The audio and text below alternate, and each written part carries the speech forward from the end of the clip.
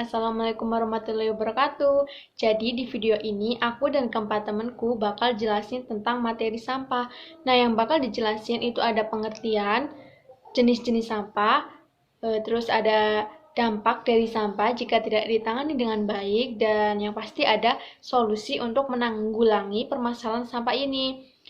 Terus video ini juga dibuat sebagai salah satu tugas kelompok mata kuliah ilmu alamiah dasar yang dibimbing oleh Bapak Bagas Prakoso. Langsung aja ke materinya ya, selamat menonton. Nah, yang selanjutnya aku bakal jelasin tentang pengertian sampah. Jadi, menurut Undang-Undang Nomor 18 Tahun 2018, sampah adalah sisa kegiatan manusia sehari-hari atau proses alam yang berbentuk padat. Sedangkan menurut WHO, sampah didefinisikan sebagai sesuatu yang tidak dipakai, tidak disenangi, atau sesuatu yang sudah dibuang yang berasal dari kegiatan manusia sehari-hari yang tidak terbentuk dengan sendirinya. Nah, sedangkan secara umum, sampah itu didefinisikan sebagai sisa kegiatan rumah tangga, perhotelan, rumah makan, atau bangunan yang sudah tidak terpakai dan sudah dibuang. Dan yang selanjutnya itu ada jenis-jenis sampah. Jadi sampah itu digolongkan menjadi 3 jenis, yaitu sampah berdasarkan sumbernya, terus ada sampah berdasarkan sifatnya, dan yang ketiga ada sampah berdasarkan bentuknya. Yang pertama, sampah berdasarkan sumbernya itu ada sampah alam. Nah, sampah alam ini adalah sampah yang dihasilkan dari proses alam dan dapat didaur ulang secara alami oleh alam. Seperti contohnya ketika ada daun kering yang jatuh, nah nanti kan akan didaur ulang oleh tanah secara alami. Lalu yang kedua ada sampah manusia. Nah, sampah manusia ini adalah sampah yang dihasilkan dari proses pencernaan manusia. Seperti contohnya ketika kita makan atau minum itu kan mengeluarkan zat sisa berupa feses atau urin. Nah, feses atau urin ini itu disebut sebagai sampah manusia. Dan yang ketiga, sampah konsumsi. Sampah konsumsi adalah sampah yang dihasilkan dari penggunaan produk. Seperti contohnya ketika kita membeli air minum mineral. Nah, itu kan dalam bentuk botol plastik atau misal juga bisa pakai botol yang kaleng. Nah, itu kalau misalnya udah selesai kita minum, udah habis, terus kita buang, itu disebut sebagai sampah konsumsi. Dan yang ketiga ada sampah sisa industri. Nah, sampah sisa industri ini adalah sampah yang dihasilkan dari sisa-sisa industri. Dan jika dalam jumlah yang besar, itu disebut sebagai limbah. Nah, limbah ini juga digolongkan menjadi beberapa, yaitu yang pertama ada limbah industri pangan. Limbah industri pangan ini adalah limbah yang dihasilkan dari proses industri pangan, kayak contohnya ada industri pembuatan tahu, itu kan menghasilkan limbah yang berupa ampas. Nah, ampas ini jika dibuang secara sembarangan itu akan mencemari lingkungan. Dan yang kedua ada limbah kimia dan bahan bangunan, kayak contohnya dalam industri pembuatan oli dan bahan-bahan bangunan. Nah, dalam pembuatannya itu kan menghasilkan sisa yang disebut dengan residu. Nah, jika tidak diproses dengan baik itu akan mencemari lingkungan. Dan yang ketiga ada limbah industri logam dan elektronika. Dalam pembuatannya itu kan ada yang menimbulkan polusi, seperti ada polusi udara karena debu, asap, dan lain sebagainya. Nah, hal ini jika tidak dikelola dengan baik, itu akan menjadi pencemaran udara. Kedua, ada sampah berdasarkan sifatnya.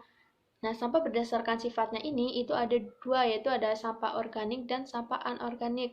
Sampah organik adalah sampah yang mudah diuraikan, kayak contohnya adalah kulit buah dan sayuran, yang mana ini tuh bisa dibuat menjadi kompos, dan kompos ini itu bisa digunakan sebagai pupuk alami. Nah, yang kedua ada sampah anorganik. Sampah anorganik ini adalah sampah yang tidak mudah terurai, seperti contohnya adalah botol plastik, kaleng, kaca, dan lain sebagainya, yang mana dalam proses penguraiannya itu membutuhkan waktu yang cukup lama. Jadi dalam pengelolaannya itu membutuhkan yang namanya daur ulang. Kayak contohnya botol plastik itu kan bisa didaur ulang menjadi kerajinan tangan.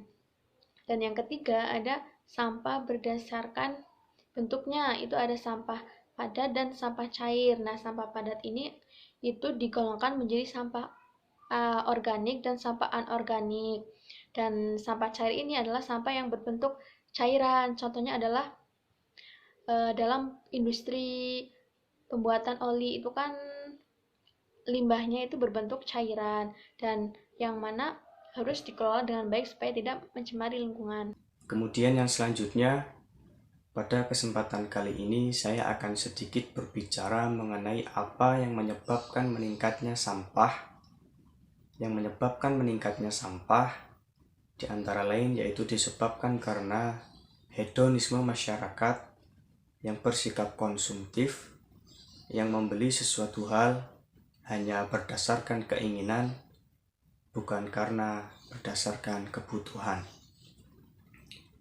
Yang mana biasanya sesuatu hal tersebut yang dibelinya kemasannya berbahan dari plastik sekali pakai yang tidak dapat didaur ulang kembali, yang kemudian biasanya dibuang secara sembarangan atau bahkan dibuang ke sungai maupun laut,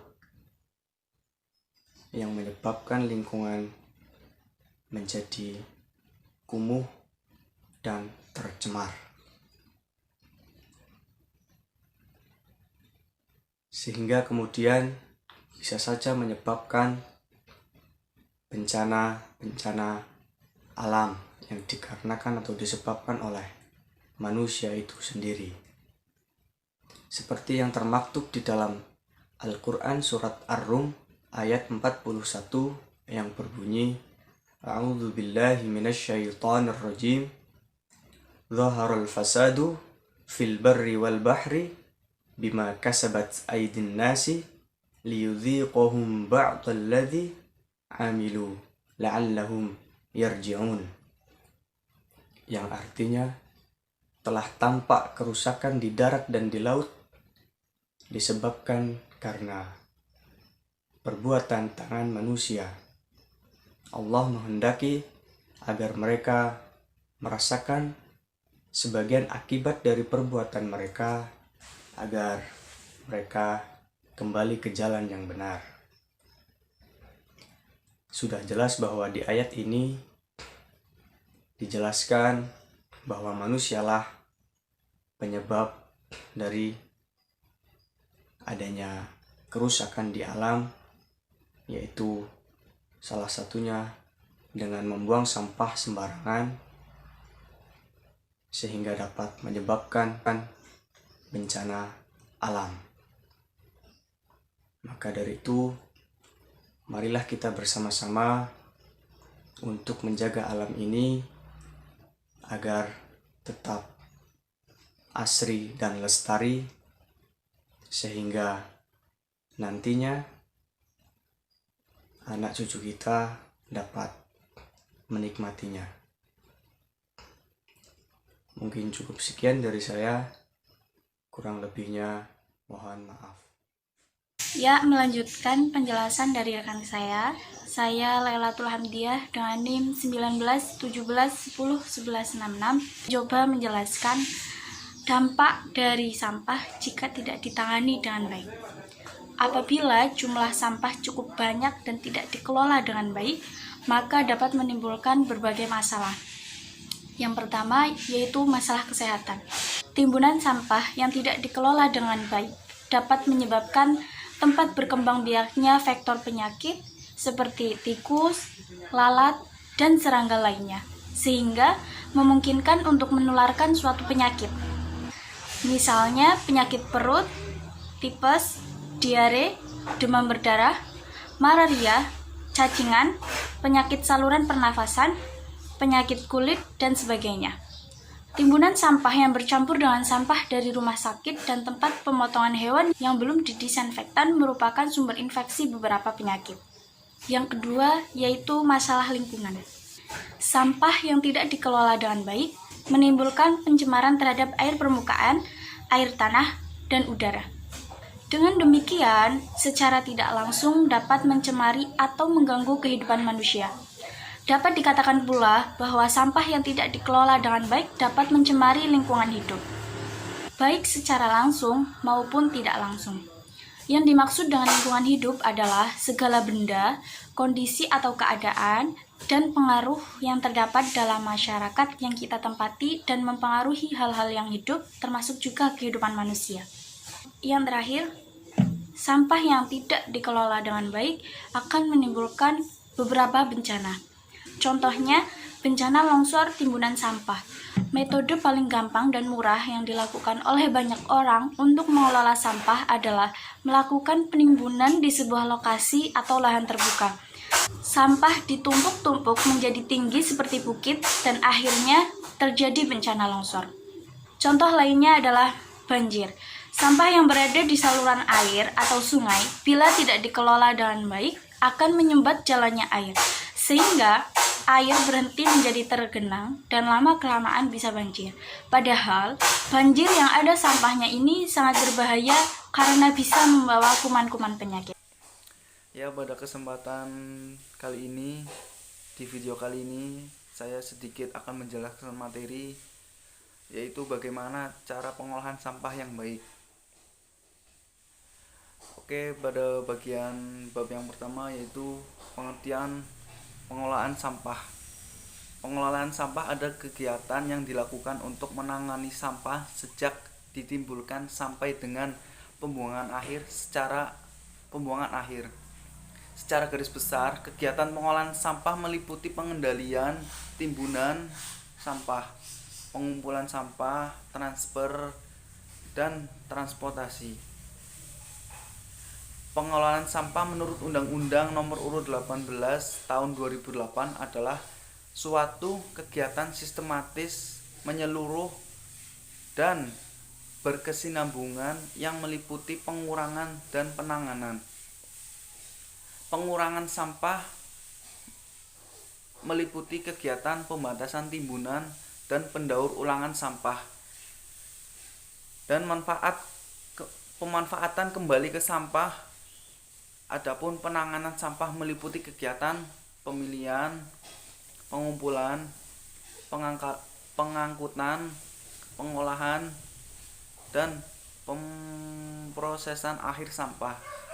Adapun tujuan dari pengolahan sampah adalah meningkatkan kegiatan kesehatan masyarakat dan kualitas lingkungan serta menjadikan sampah sebagai sumber daya. Oke, lanjut masuk ke bab yang pertama, yaitu pemilihan. Pemilihan dilakukan melalui kegiatan pengelompokan sampah menjadi paling sedikit 5 jenis sampah yang terdiri atas 1. Pemilihan sampah yang mengandung bahan berbahaya dan beracun serta limbah bahan berbahaya dan beracun. Yang kedua, sampah yang mudah terurai. Yang ketiga, sampah yang dapat digunakan kembali. Yang keempat, sampah yang dapat didaur ulang. Dan yang kelima, terakhir, yaitu sampah lainnya. Sebagai contoh adalah residu untuk pola wadah. Residu untuk pola pewadah melakukan pewadahan sampah sesuai dengan jenis sampah yang telah terpilah, yaitu sampah organik, sampah anorganik, dan sampah bahan berbahaya beracun. Lanjut masuk poin yang kedua, B. Pengumpulan. Pengumpulan sampah adalah kegiatan melalui dari mengambil sampah dari sumbernya atau tempat penampungan sampah kemudian sampai ke tempat pembuangan sementara pengolahan sampah. Untuk pengangkutan bisa menggunakan gerobak dorong atau mobil pick up khusus sampah. Prinsip pengumpulan sampah itu mengusahakan sampah agar tidak tercecer baik di tempat awal maupun di perjalanan. Pada pengumpulan biasanya digunakan gerobak dorong atau truk ke tempat penampungan sementara. Lanjut poin yang ketiga, C. Pengangkutan. Untuk syarat alat pengangkutan sampah yaitu 1. Alat pengangkutan sampah harus dilengkapi dengan penutup sampah.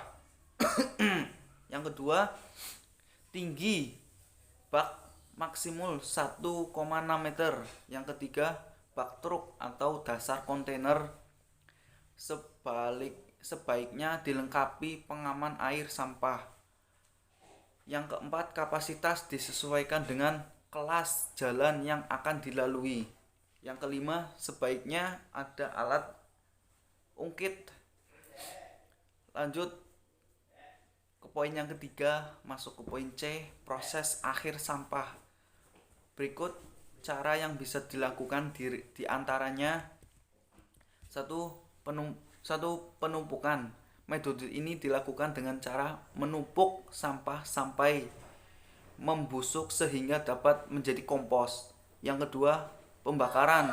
Pembakaran merupakan cara yang sering dilakukan, bahkan berbagai TPA atau tempat pembuangan akhir. Metode ini kerap dipakai pemerintah, tetapi kelemahan metode ini adalah tidak semua sampah dapat habis dibakar. Lanjut poin yang ketiga, yaitu sanitary landfill. Metode ini juga kerap dilakukan pemerintah. Cara penerapannya adalah dengan membuat lubang baru untuk mengubur sampah. Lanjut poin yang keempat. Yang keempat yaitu pengomposan. Cara ini sangat dianjurkan karena dampak positif dan menghasilkan barang bermanfaat dari sampah yang berguna bagi lingkungan dan alam. Sekian pada pemateri kali ini. Kurang lebihnya mohon maaf. Wabillahi taufiq wal hidayah. Wassalamualaikum warahmatullahi wabarakatuh. Pengelolaan sampah yang terjadi selama ini dirasakan tidak memberikan dampak positif kepada lingkungan dan kurangnya dukungan kebijakan dari pemerintah. Permasalahan sampah merupakan hal yang krusial atau sulit terselesaikan, bahkan dapat diartikan sebagai masalah kultural atau kebiasaan karena dampak mengenai berbagai sisi kehidupan, terutama di kota besar. Prinsip pengolahan sampah. Berikut adalah prinsip-prinsip yang bisa diterapkan dalam pengolahan sampah. Prinsip-prinsip ini dikenal dengan nama 5M, yaitu mengurangi, menggunakan kembali, mendaur ulang, mengganti, dan menghargai. Yang pertama, mengurangi atau reduce. Mengurangi penggunaan barang-barang habis pakai yang dapat menimbulkan sampah. Karena semakin banyak barang terbuang, maka akan semakin banyak sampah. Menggunakan kembali atau reuse. Mengusahakan untuk mencari barang-barang yang bisa dipakai kembali dan menghindari pemakaian barang-barang yang sekali pakai guna memaksimalkan umur suatu barang. Yang ketiga, mendaur ulang atau recycle. Selain mencari barang yang dapat dipakai kembali, dapat pula mencari barang yang dapat didaur ulang, sehingga barang tersebut dapat dimanfaatkan bukan menjadi sampah atau bisa dimanfaatkan kembali. Yang keempat, mengganti atau replace. Metode ini dapat dilakukan dengan melakukan pengamatan di sekitar. Ganti barang sekali pakai dengan barang yang lebih tahan lama, serta menggunakan barang yang ramah lingkungan. Yang kelima, menghargai atau respect. Metode ini menggunakan rasa kecintaan pada alam, sehingga akan menimbulkan sikap bijaksana sebelum memilih.